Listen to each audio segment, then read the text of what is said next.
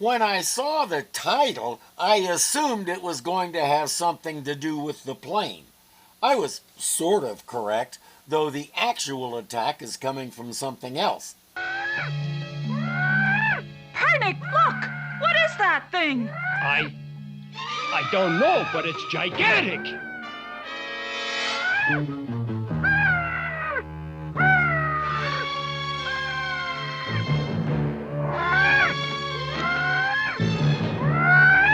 In humanoid terms, we call that a dragon. Spoiler, nobody, not even Bill and Jeff, will come up with that word. It goes around terrorizing Ape City for a while, but it isn't really doing anything. Still, Urko musters all his forces to shoot it down. Except nobody can get a good fix on it. Have you identified the thing yet? No, sir.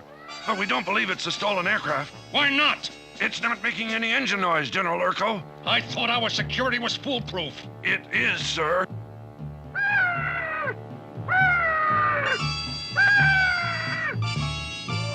Then how did it penetrate our defenses? Where's our intelligence? I know I frequently say don't let the easy ones go by, but sometimes they're just too easy. I'm not touching that one.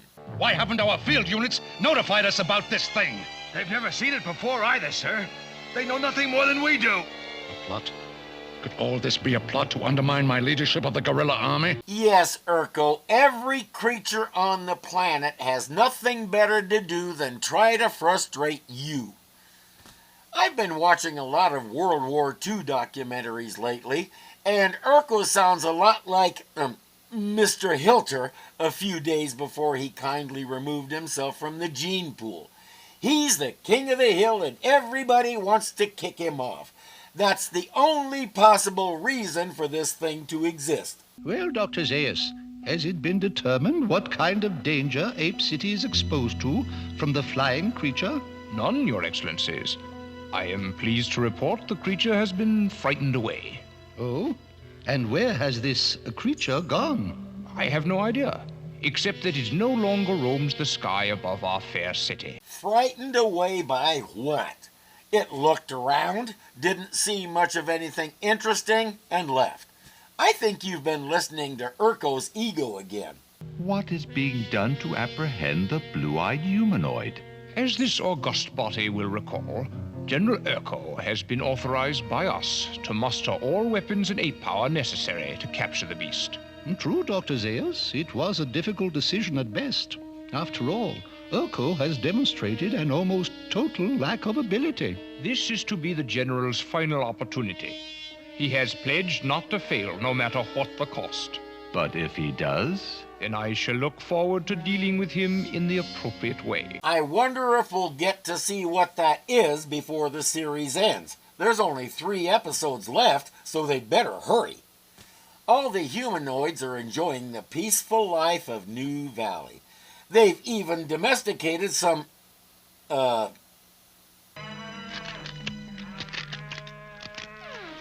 Okay, we have cattle, but they have a single horn. So, unicows. Unfortunately, the resident dragon has decided they look good to eat. What's that? It looks like some kind of a prehistoric bird. A pterodactyl or something like it. You know, you're right. They're practically identical. Take off the long neck, the long tail, and the distinctive dragon head, and you can't tell them apart. Oh no! It's grabbed one of the pants! I guess it's a good thing the unicows can make more. But if it is good to eat, you can bet our friend will be back. Meanwhile, Bill and Judy are preparing to go get the plane and bring it here.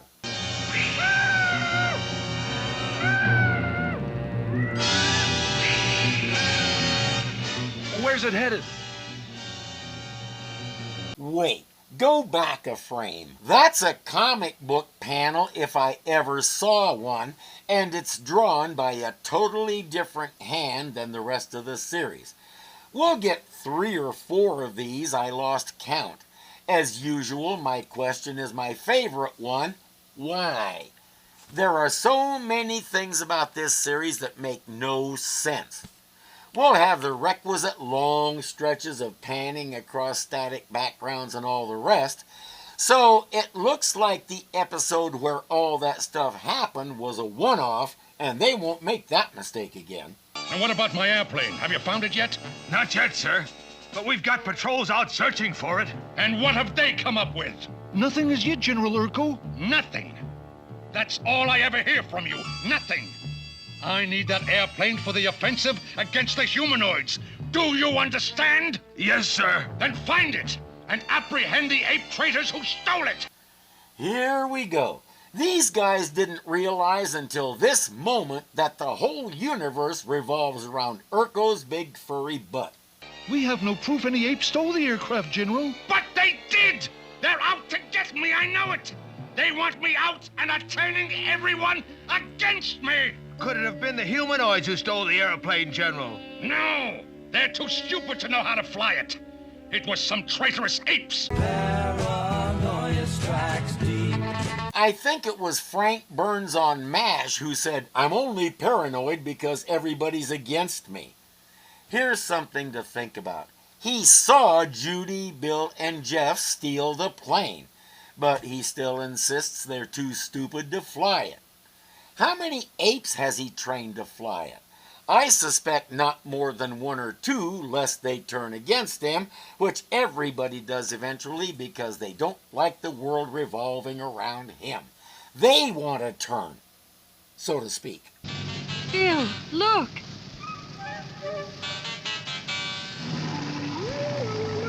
Fan out and search the area, and don't leave a stone unturned!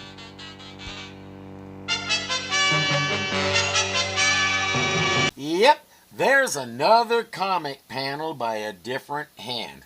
This style reminds me of the old Steve Canyon comics from the 50s and early 60s. Did they hire Milton Caniff to create a few stills? Who knows? It's a good style, but dropping random static images into a different style like this just looks like we're not sure what we're doing. And this is a new thing with this episode. We haven't seen it before. I don't pretend to understand any of it. It's not hard to avoid the patrol and reach the plane. Over in New Valley, the uninvited visitor is back. He likes the taste of those unicows. It'll take well over a minute, during which time we watch the dragon fly around and the people sit around, but eventually they get all the unicows into a cave that the dragon can't penetrate. There it goes, Bill. Hurry and climb aboard.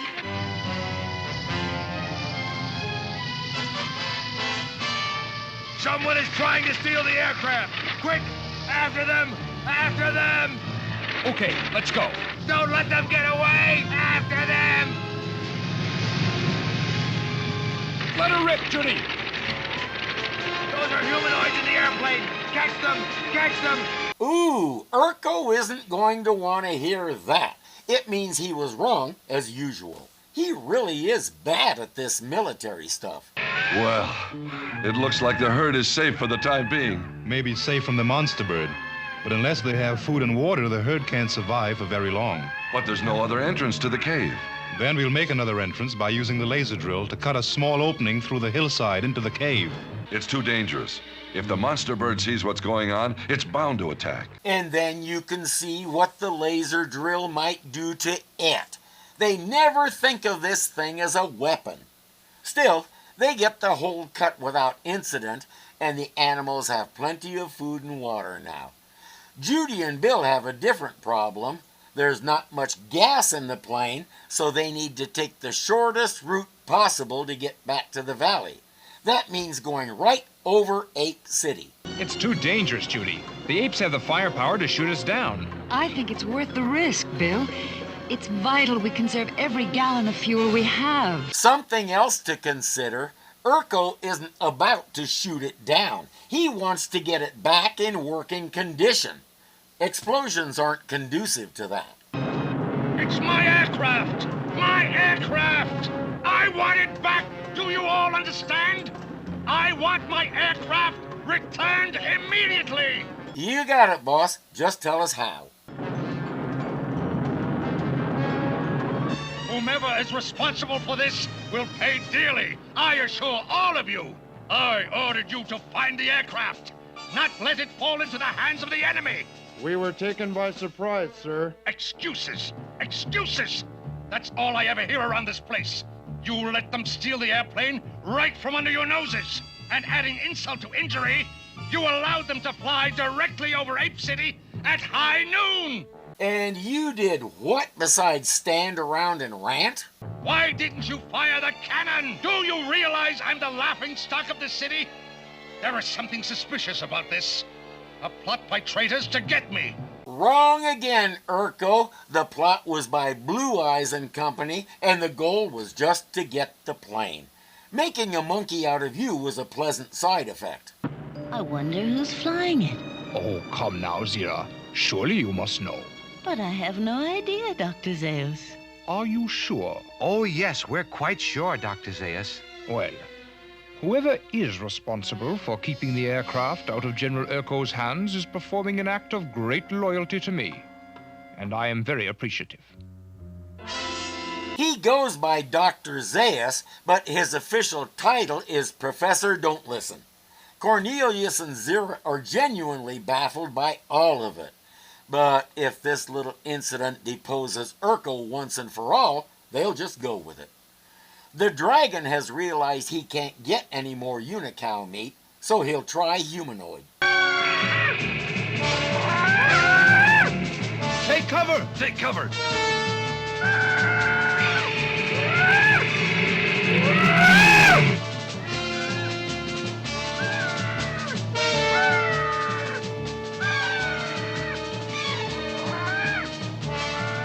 We're only allowed to have one humanoid in frame at a time. That's why this is taking so long.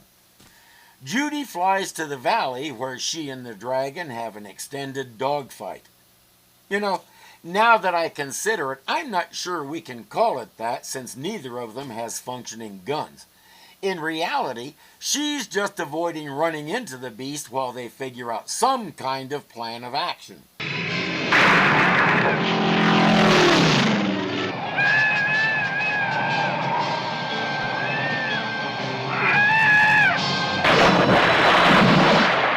We did it, Judy!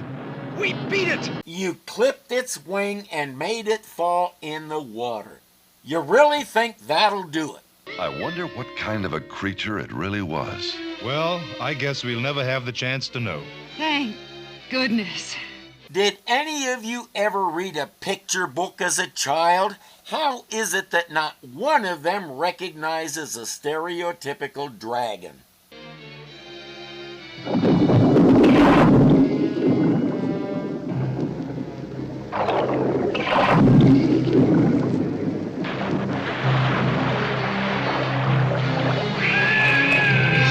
Told you! That's our cliffhanger, and really, it's a pretty good one. Too bad it's attached to such a nothing episode.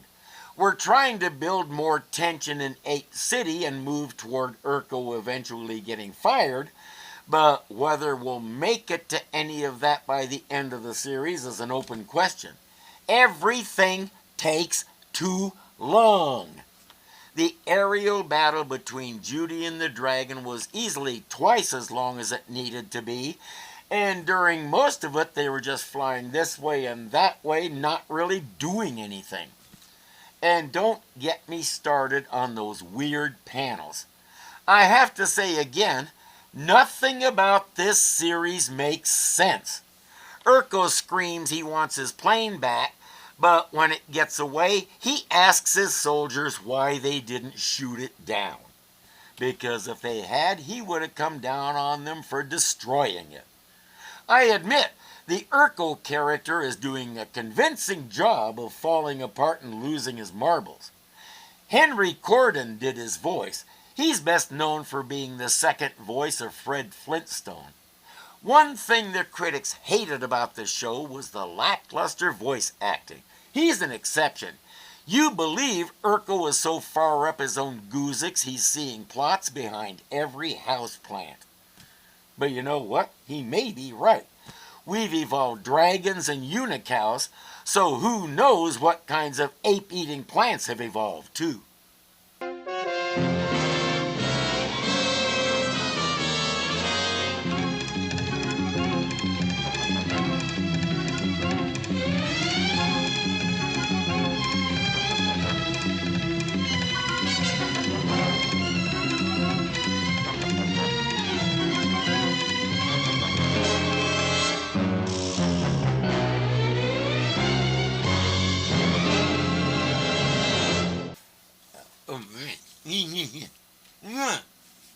Itch.